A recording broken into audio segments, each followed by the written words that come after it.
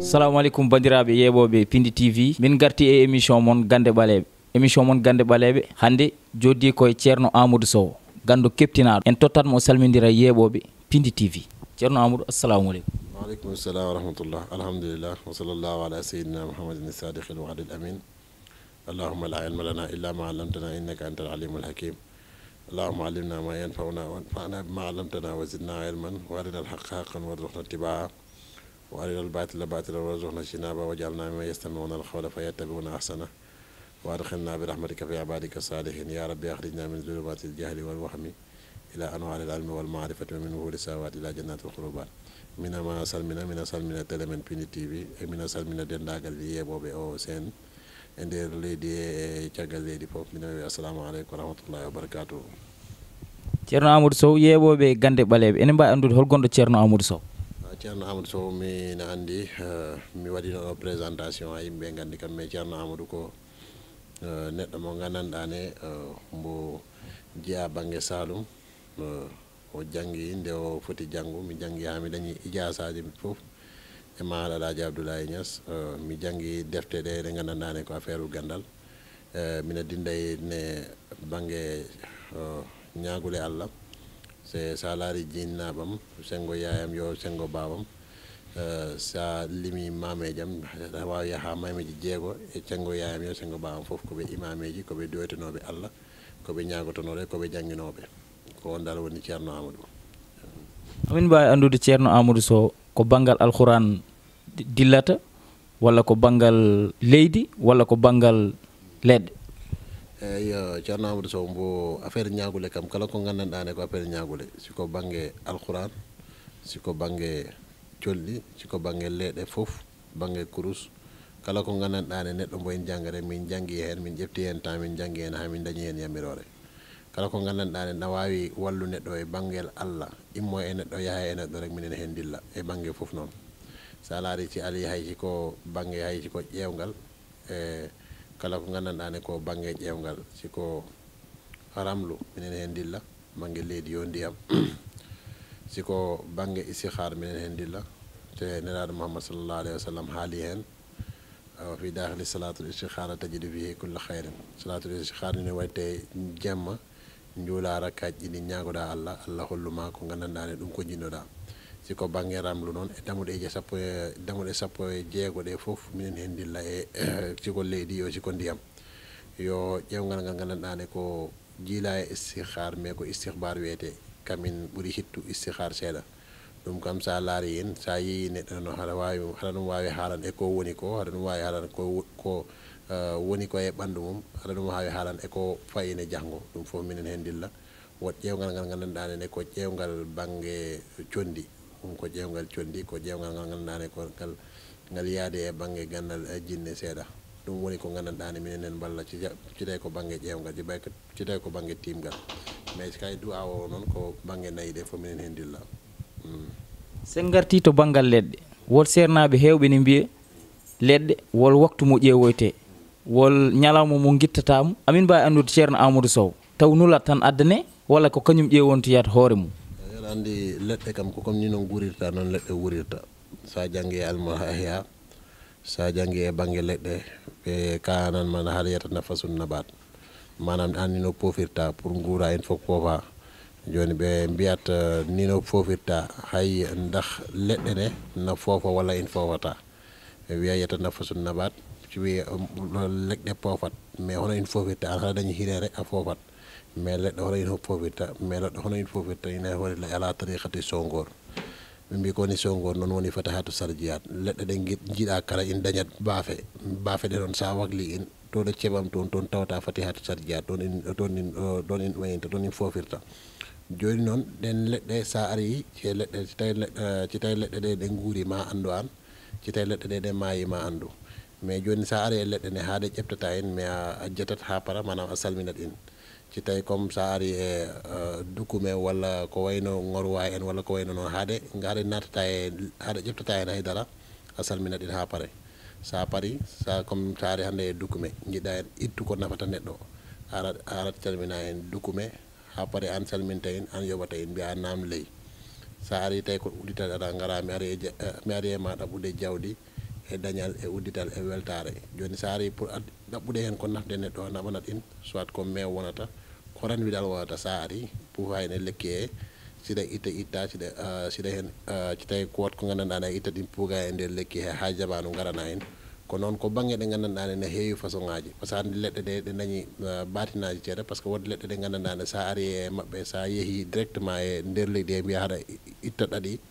a tawata ɗon ɗaɗi wod ñalaɗe ɗe gandanɗa ne sa ari toon pour ɗawa ɗon ɗaɗi waɗat probléme ɗe jeyane leɗɗe manam lekki ara ñiiɓo e dow lekki te haɗa yiiɗi e ɗaɗi he kin lekki ñiiɓi ke dow lekki haɗa yiiɗi ɗaɗi ɗe te kala lekki jiiɗa e dañat ɗaɗi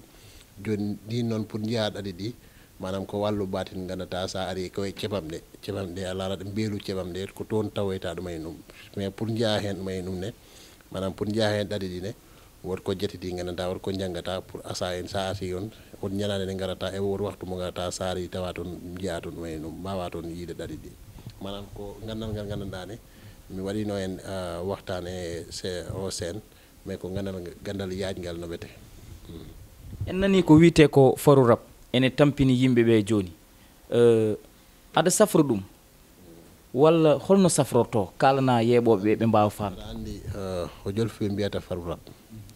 mais ko nelaɗo itin haal mamin kum in ahadin illa wakad wakkila bi harinu minal jinni wal malaika nelaɗo wi kala mbo Allah tagi homo ɗum waddi banggue ɗiɗi ɗe gandanɗa no yaade e makko woni harinu minal jinne manam wodi jinne gonɗo e ma mo harinu minal malaika manam malaika ne no yaade e ma joni jinne o gondat e ma noon on jinne wonata jakkowo walla wonata jakkowo walla ko on jinne wonata jinne mo gandanɗa ne mbo jahnananma walla mbo yakkananma joni noon haɗa yiya mo gandanɗa ne mbo wawi dañde jinne manam mbo wawi dañde seytane mo jeyde mo gandanɗa ne mbo wawi yaade e mum ko woni différence o kala ko jinne dañi mais kala ko mbiɗa seytane sa wi seytane rek woni ɗe gandanɗa ne moƴƴani mais jinne kam no wawi dañde moƴƴuɗi no wawi dañde julde joni sa ari ar différence ji mumen nde a yahat to banggue mumen ko kom biyeteɗi afarid e biyeteɗi marid en e biyeteɗi seyatine en biyeteɗi afarid en kamɗi ɗi moƴƴat ɗi jakkata sa Allah wallima ha dañɗa harinama won jilla e afarid ana dañata caɗele marid noon kamɗi ɗi gonda e neɗɗo mais kamɗi ɗi manam ɗi natata e sukaɓeɓe comme ɓi gonanɗe natata e sukaɓe école aji e koye mbiyata Malik Mayami jinne Maymuna sa ari banggue seytane noon kala mo gandanɗa ne mbo yaade e seytane rek on kam seytane makko tappinat ɗum seytane noon dañi façon ngaji no dañi gandanɗa ne koye sukanu masabi ɗi gonata gandanɗa ne ko sukanu haraban no waɗi ɗi gandanɗa ne ko banu ahmar no waɗi ɗi gandanɗa ne ko ban danahis joni danahis noon sa ari wota hen façon ngaji jeeɗi ɗi gandanɗa ne goto hen fundinta on wonata harida mo gandanɗa ne mo yaada e debbo walla mo yaada e gorko ɗum yakkande mais ɗum foof ne ko gandal ngal gandanɗa ne wawa en haale minute goto a wawa en haale waktu mais a waɗat ɗum en rek kala jiɗɗo hebde Thierno Amadou Sow ne wawi noddude e 77 244 44 46 oɗon mbawi noddude 77 244 44 46 sen ɓenni caggal seeɗa en jii Thierno Amadou Sow ne dilla e banggal condi no feewi kala ko peenuɗa e condi yonata en jii client ji ɗi eɓe nodduma bang yo bang Thierno Amadou Sow ɓuuri jooɗade koto caggal leydi walla ko leyɗel Afrique tan walla ko ɗo e Sénégal non minen hadaf amen woni kala ɗo gandanɗa e neɗɗo mbo toon min mbawa toon yetto ha min ballodira e makko mais ko ɓuuri heew lele ko Sénégal lele min gona Gambie lele minen gona Mauritanie o instant mo mbiyatnami rek koye Gambie min ɗe balɗe sakkonde le 20 et 21 ha ndu lewru fof koye nder Gambie min gonata kala cohluɗa men so noddi amen e numéro Gambie ma o heɓ min mais so tawi min goni ɗo Sénégal minen gona Dakar minen gona Saloum mais so tawi min goni Mauritanie ne minen gona Tabara Zeyne e toon ne kala cohluɗa men on numéro Mauritanie noddata mais kala ɗo gandanɗa e neɗɗo mo toon moɗon dañi haaju rek no wawi mbo wawi dañ numéro walla o daña adresse mo gandanɗa ne so sohli amen ma wawa yetto e mumen amen tew dañata e caɗele gote to banggal alquran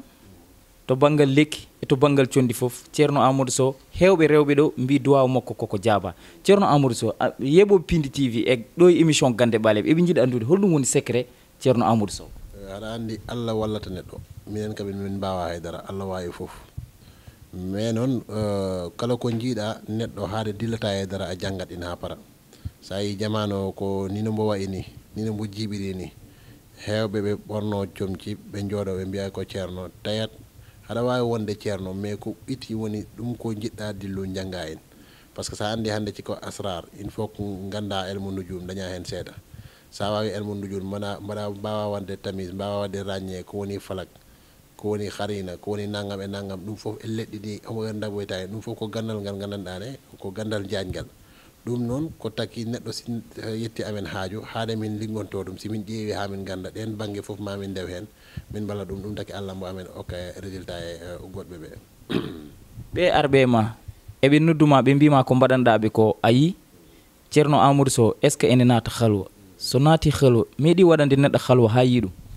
no haɗa andi halwa kam manam ɓe garat ɓe ɗo ɓe ñaago hewɓe hen ɓe garat ɓe mbima ɗum ko duwanoɗa mi yii en mais lele neɗɗo noddumane ɗum ko aajo omo jettunamami de mbi siwa en yi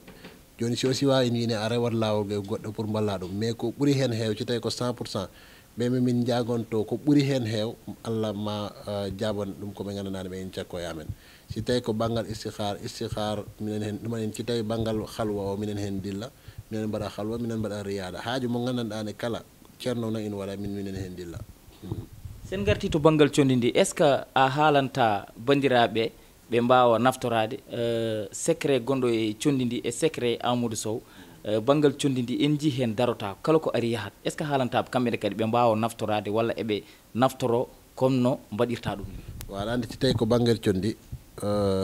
comme ni no mbiyirmami ko idi woni haade neɗɗo andata hande tawi himi haali hono liggirte neɗɗo mbo ene wawi liggo mais dañat caɗele par ce que asas o manam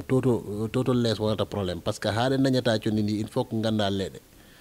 neɗɗo noon wawa andu leɗɗe te o dañani elmu nujum manam o wawa andu elmu nujum par ce que elmu nujum waɗi direct kamin e banggue leɗɗe neɗɗo wawa en dañ te o wawa andu elmu nujum mais noon neɗɗo mbo wawi ar e ma mbiya ɗum sa ƴetti lekki ki lekki sa waddi en na wawi wallu neɗɗo e uddital no wawi wallu neɗɗo e naggam mais comme ni liggirte walla naggam par ce que en yaadune sa dañi min si lekki ki ari ha paari sin sofnama kala lekki ki liggotomi kala condi ndi dañmi ma en wawi yaade e alquran joni on alquran ne moyen waddete alquran o on daha mo windirte daha o haade bindetamo ko ndiyam ɗam ko amana rasoul cofnita ndiyam ɗam pour binda en manam wona ko gandanɗa a wiyat waɗ ni rek walla ƴefta ɗum o waɗa hen par ce que ko gandal ngal gandanɗa ngal ɗesi hittu seeɗa bandiraɓe yeɓiyankoɓe Piindi TV eɗen ɗo e émission men Gannde Baleebe ari ƴewde ko Thierno Amadou Sow holto taweteɗa e jiɗɗo hebdema holno waɗata hebma eyyi o minen aslem Grand Médine toon woni ɗo gandanɗane kala cohluɗo amen toon tawata amen o nokku momin goni ko nokku mo gandanɗane ko nokku privé mo gandanɗane lele manam woɗ yimɓeɓe gandanɗane jeehma ɓe jiiɗata ar e ma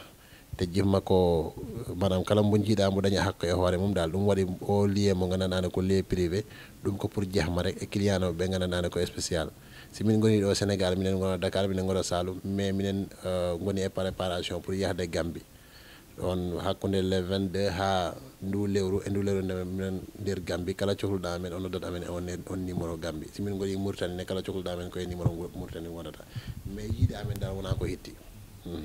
Thierno Amadou Sow tawateɗo to Grand Médine kala jiɗɗo jokkodirde makko ene wawi wadde 77 244 44 46 77 244 44 46 banggal Sénégal taw ko banggal Gambie sa yiɗi jokkodirde makko aɗa wawi wadde 00 220 251 46 59 00 220 251 46 59 Thierno Amadou Sow konngol ma mbayni ko enen jiiruɗa Piindi TV